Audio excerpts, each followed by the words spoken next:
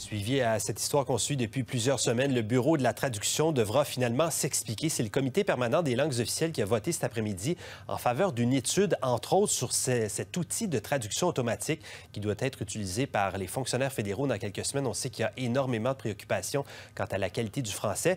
Là, Catherine, c'est la PDG du Bureau de la traduction qui va devoir s'expliquer devant ce comité. Donna Hashimov était invitée à comparaître devant ce comité. Donc, 3 à 5 séances vont être réservées à la question. On va notamment étudier le mandat du bureau en lien avec la diminution de ses effectifs et oui, cet outil de traduction automatique. Aujourd'hui, le député du NPD, François Choquette et Maurice Bélanger, qui étaient représentés par Greg Fergus pour des raisons de santé, ont tous deux demandé une telle étude. Ils l'ont obtenue. Il faudra attendre jusqu'au 9 mars, par contre, pour que le sujet soit abordé plus en profondeur. Et en attendant, il y a d'autres voix qui s'élèvent et qui s'interrogent sur l'utilisation que feront les fonctionnaires de cet outil.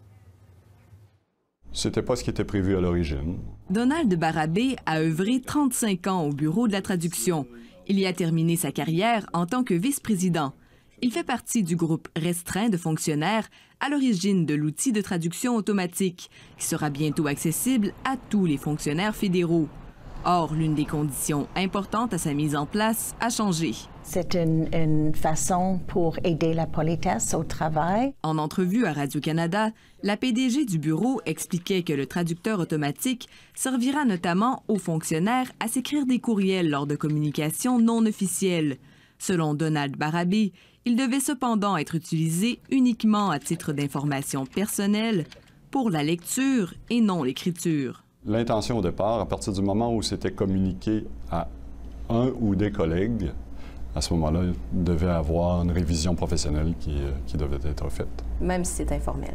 Même si c'est informel.